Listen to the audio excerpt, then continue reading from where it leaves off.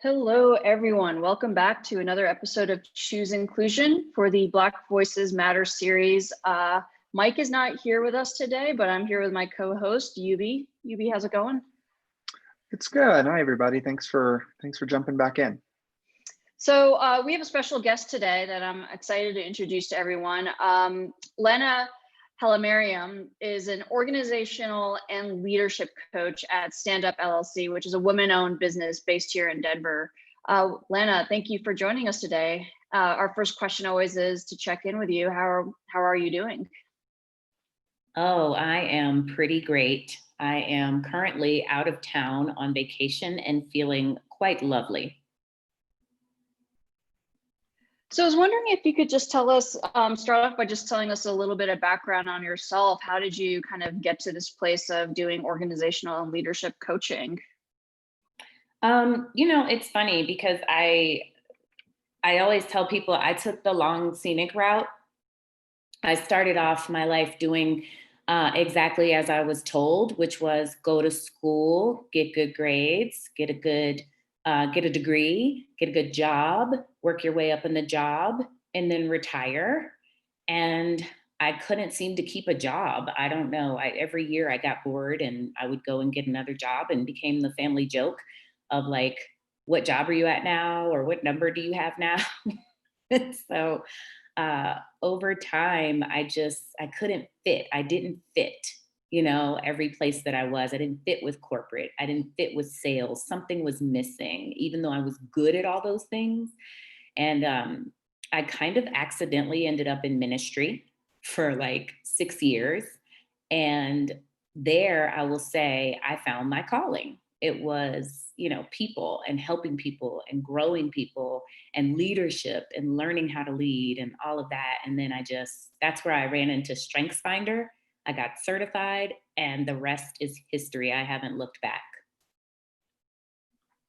So, I think what's interesting about the perspective you're bringing is that you, with this organizational and leadership coaching, you are focusing a lot on individual people, for regards to the Black Lives Matter movement and everything that's been happening over the last 2 months. There's been a lot of conversations on our podcast about the external factors that have impacted the Black community. And I think you bring a really interesting perspective about the internal factors. Can you talk about that a little bit? Yeah, I hear a lot of conversation about what's wrong out there. It's kind of, if you could see me, I'd be finger pointing away from my body, right? So what's the problem out there? Who's to blame?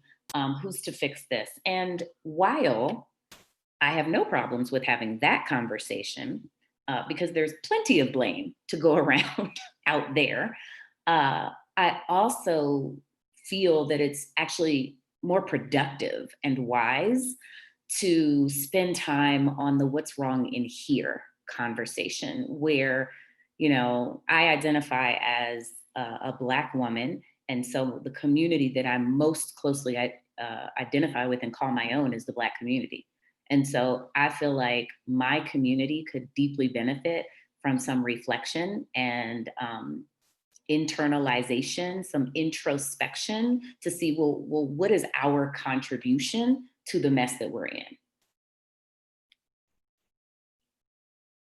Yeah, so can you dive into that a little bit? Like, what do you mean by our contribution? When we're specifically talking about the Black community, correct? When you say our contribution?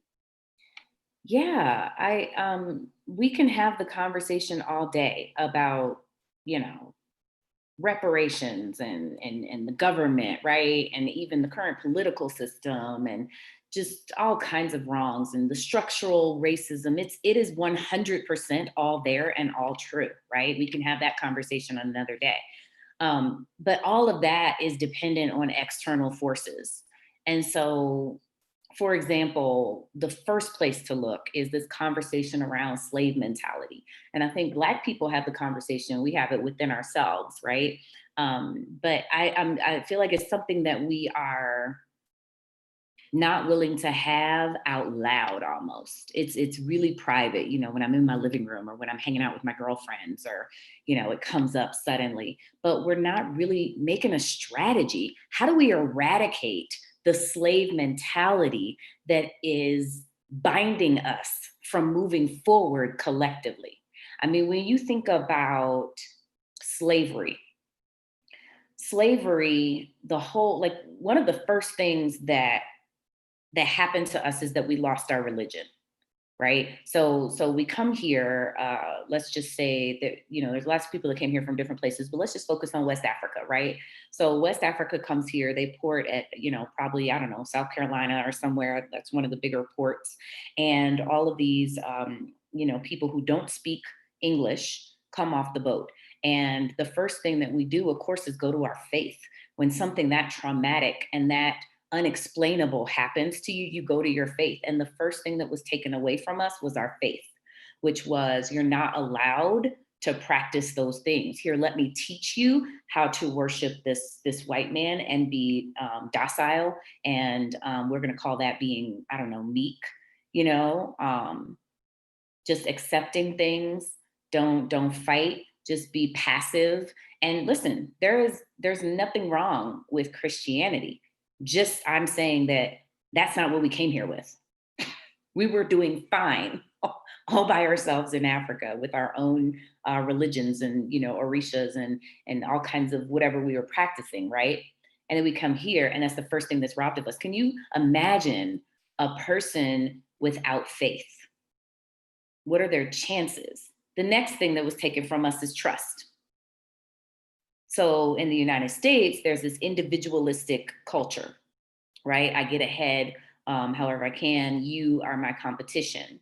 But this idea of linking arms and working together and moving forward as a group or as a community, that's what we call a village mentality, right? Or a communal network, or communal customs and cultures. That's what we had in West Africa. That also was taken away because it didn't make sense. See, listen, the white slave masters, the white man back then was totally outnumbered by these slaves. And so the first thing you had to do was strip their mental ability to think that they could win. The one thing that you were scared of was definitely a revolt. And I'm sure no one really, you know, no one with common sense would dispute that fact. And so the first thing you have to do is disband our trust in one another, pit us against one another, do things that when one person succeeds, the other person is punished. That strips away at that glue that we had as a community. I mean, those are just two examples. Well, how do you think the trust has actually played out over the last couple hundred years, and how are you seeing that being played out today?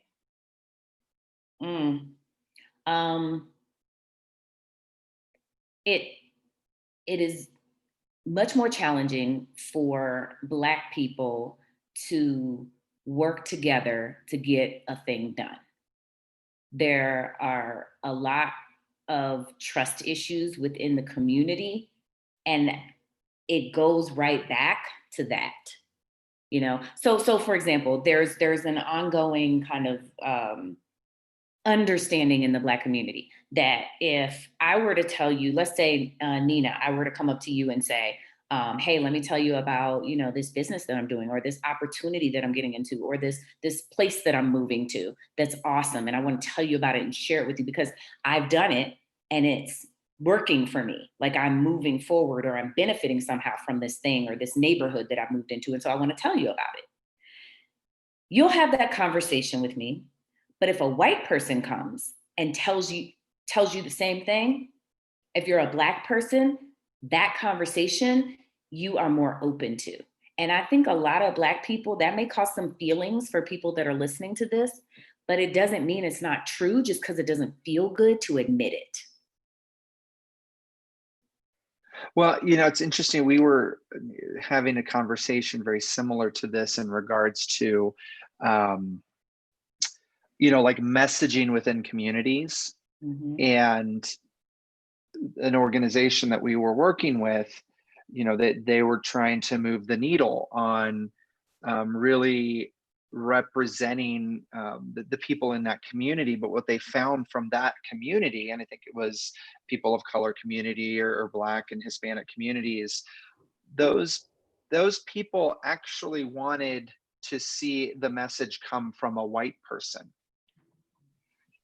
And so this conversation that we're having right now, and what I'm hearing you say, is really fascinating, because it goes all the way back to what happened when slaves were brought to America, and sort of this conditioning to where almost like, well, the white man or the white person is our savior.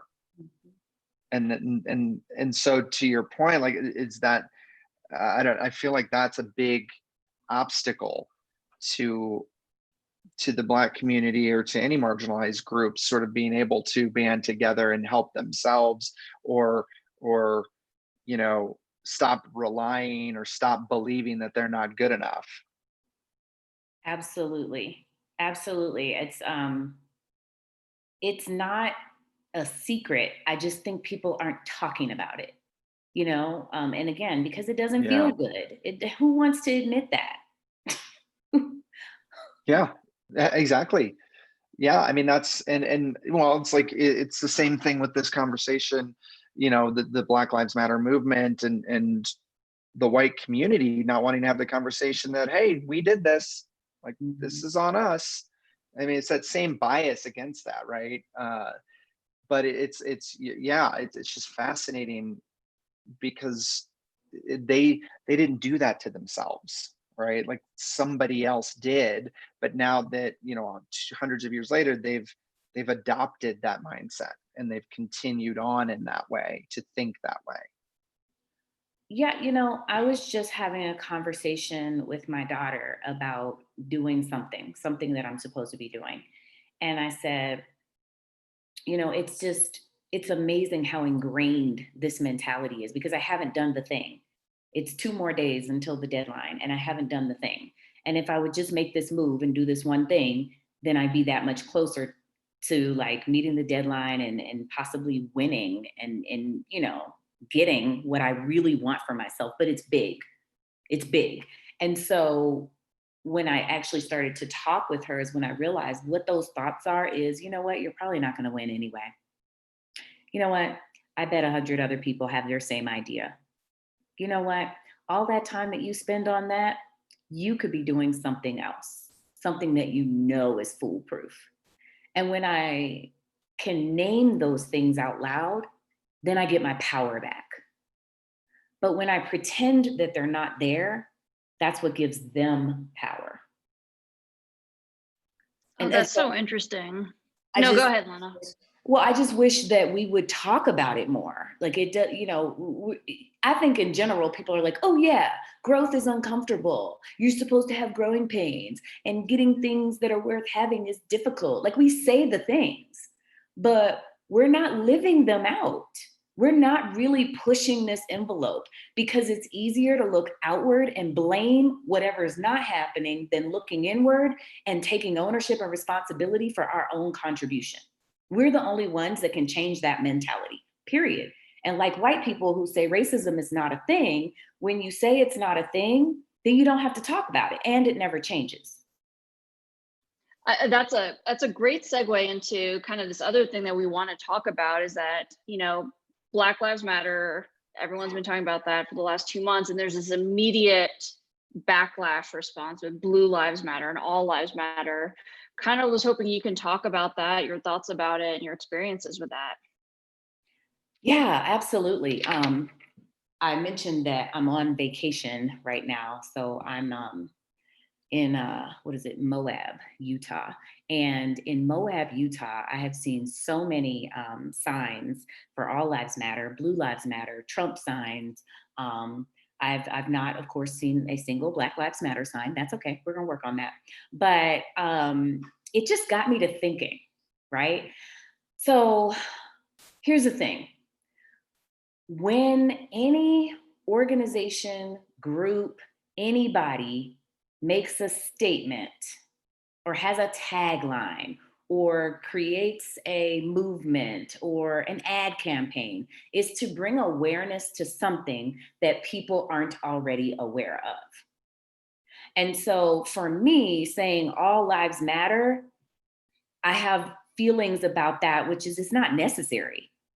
No one disagrees with that statement.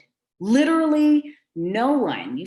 You know, I mean, people may like, I don't know, I could see like a homeless person maybe feeling like my life doesn't matter. Do you know what I mean? Or something like that. Yeah, But yeah. I think generally speaking, we all agree that all lives matter. And that is the problem with that movement. It's not a thing that needs awareness brought to it. Now, when it comes to Blue Lives Matter and Black Lives Matter, that I can get behind because I think they both matter. And the key here is that they both have felt undervalued. They're both being targeted in different ways. So you start with, okay, so there's police misconduct and abuse and total misuse of power that causes Black lives to be targeted and lost at a much higher rate than any other group in this country. Oh, well, then you bring awareness and you say, hey, guys, turn your heads, Black Lives Matter. Now, when you do that and you say the reason is the police targeting, now you got this shift in energy about how people feel about the police. And so now the police are being targeted and they're being blamed as a unit, as an entire group. And so, yeah, it's okay to also think Blue Lives Matter. Because now we got to shift this narrative from the police are blanket good. They protect everyone, right? Because that's what people wanted to believe before all of this happened. And then now people have almost gone the complete opposite direction. The pendulum has swung completely the other way, right? And so now people are like, oh, well, the police are horrible. They're awful. They're not doing their jobs. They don't deserve any money or anything. Well, that's also not true.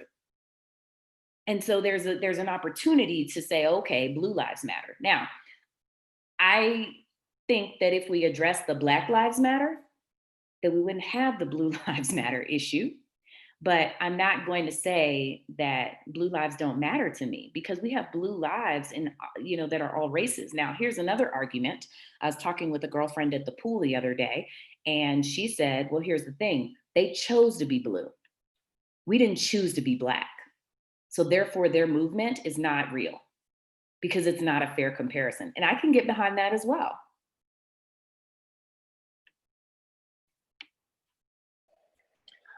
Yeah, man, my head's spinning because I mean, well, and it's just, I do sympathize with.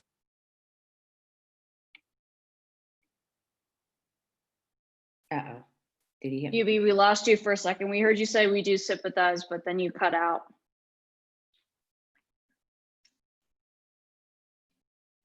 He might have totally cut out. So I'll go ahead and fill in the air for Yubi. But I mean, I think that's a perspective I haven't heard before. I'll be honest, like I think I agree with your friend at the poolside that, with Blue Lives, you choose into that, with Black Lives, you don't. But at the same time, Blue Lives also just seemed like such a reactionary response to the bigger systemic issues that were happening. But I appreciate the perspective you're bringing onto this as well. I think it's really important for us to show compassion and empathy to all people in all ways.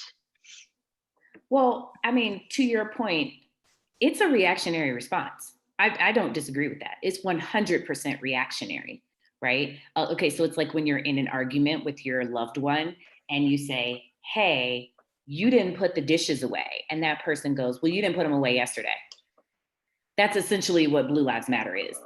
Well, because you came for me, I'm going to come for you. And that's not a productive way to enter into that conversation. What would be productive in that instance of the dishes would be, hey, you didn't put your dishes away. Oh my gosh, thank you for bringing that to my attention. Can you grab it for me since you're standing there? Or, oh, let me come get my dishes. And then after I've owned my part, then I say, just want to remind you that because I know the dishes, putting them away is important to you, that you left yours out yesterday and I just put them away. But I'm thinking maybe I could bring them up now because I know that's something that's important to you. Now that's a constructive way to have a conversation. Like, and so Absolutely. because people are saying Black Lives Matter, maybe the Blue Lives Matter team could say, you know what, tell us more about that. And then once you have the conversation happening, then you can get the empathy going on both sides. But if no one feels heard, there is no space for a conversation.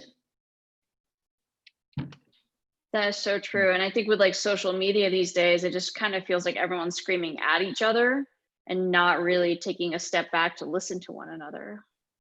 It's very true. There's a lot of defensiveness and anger. I would say those are probably the dominant emotions that I've noticed, regarding this whole racial climate that we're in right now. Just anger and then defensiveness. And neither is constructive toward forward movement where everyone can feel a part of something. Neither one of those has a place at the table. Can you both hear me? I'm back. Now we can hear you, Yubi. Okay, sorry about that. I won't go back to what I was going to say earlier, but I think, and this goes back to, I think, the original start of the conversation around the internal factors of, everybody has to start by internally reflecting, I think, right? And on all of this stuff for them in order for us to get to a point where now we can have constructive conversations with each other. Would you agree with that? I mean, does that kind of tie it? Does that make sense? Yeah, I mean, as a coach, like no one understands what coaches do. Let's just say that and name it, right? No one. I think people think they do, but they don't. And what I tell people is, I'm not a consultant and I'm not a therapist. I'm a coach. And what a coach does is we help you move from wherever you are to wherever you want to be. It is completely driven by the client. If they are unwilling to move, then we don't move. My job is not to pull you. My job is to give you traction, in wherever you're going. And it's an amazing process. But the point is, if you're not willing to see yourself as you are, then you will not be able to overcome the barriers that are keeping you where you are. So it's a push and a pull, right, between myself and the client. And that works in today's conversation as well. Black people have a lot on the line right now. Honestly, it's racism has never really gone away. And it fascinates me that people think that it's over, because slavery ended 1860s, technically on paper, but Jim Crow didn't end until 100 years later, and that's the 1960s. My own grandmother was born and was an adult around the time Jim Crow ended. My grandmother, like not my my actual grandmother was like in her 20s around the time that Jim Crow ended. So we keep acting like it's so far away, and it's just not. It's just not. I mean, if you're looking at what it's going to take to move this conversation forward, yes, the other side, it would be great, white people, for you to be able to just own what your ancestors did. Just own it and own how what they did still is very much alive today and impacting the lives of other people who are not you in a way that you can never understand, you may never see, and you may never experience. If you can do that, then you don't have to feel defensive. You don't have to feel bad or guilty. I think that the understanding the history of everything is just so important for the conversation we're having right now, right? And I think that one of the questions that we kind of talked about a little bit was the role of Christianity in the Black community, and how that intersects with the slave mentality. I was wondering if you could talk about that a little bit. What role has Christianity played in this, and everything that we're seeing today? Yeah,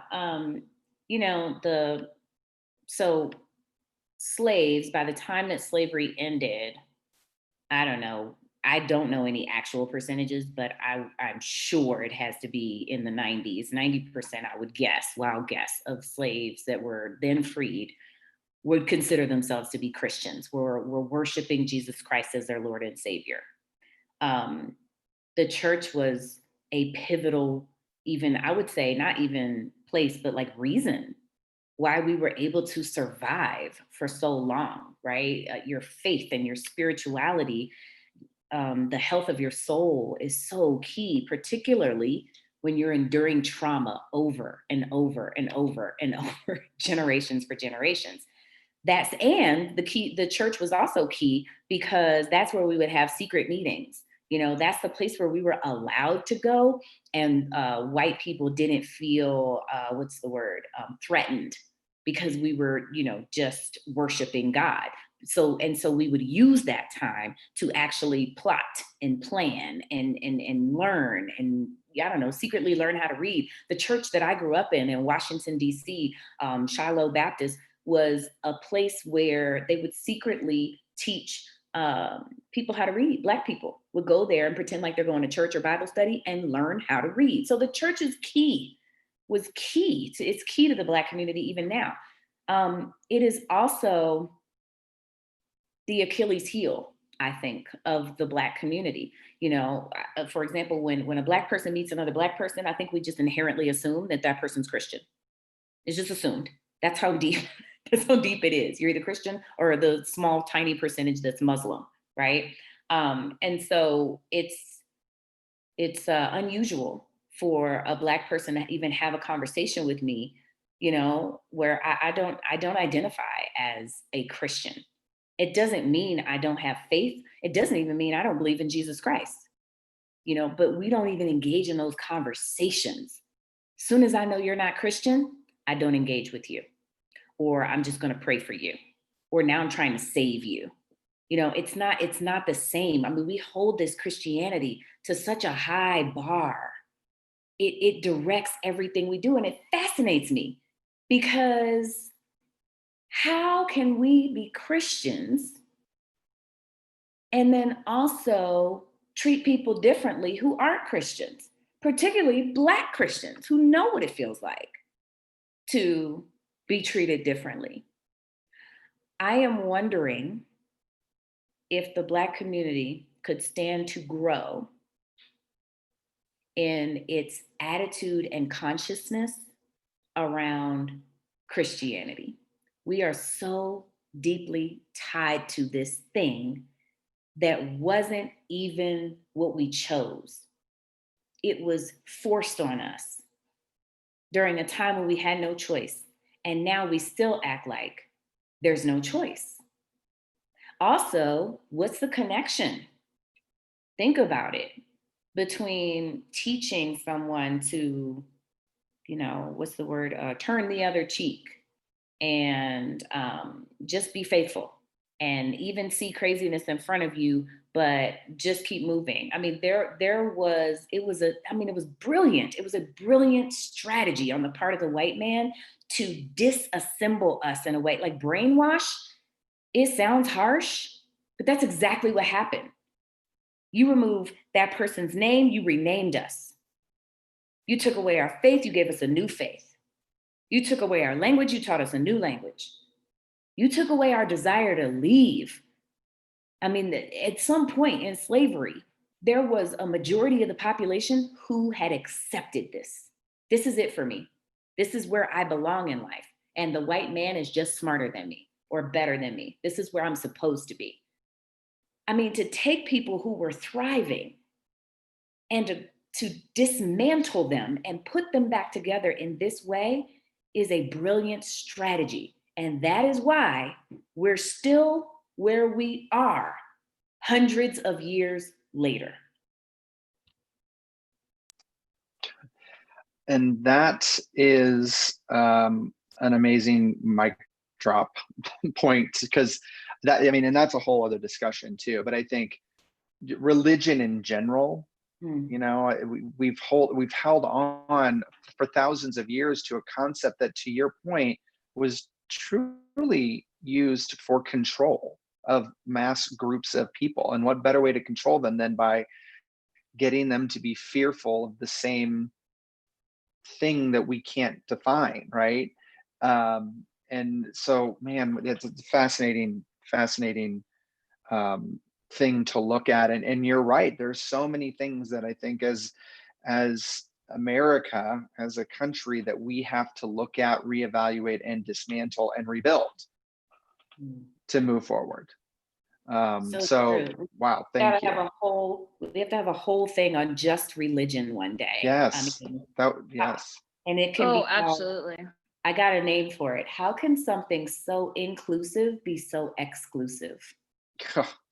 All day long. Yes, let's do it. Please. I'm excited about that. Yes. Yeah, because I definitely have a lot of so I come from a very small community in India, and our written language was wiped out by the Catholic Portuguese, specifically as a way to divide and conquer and control us. And it worked.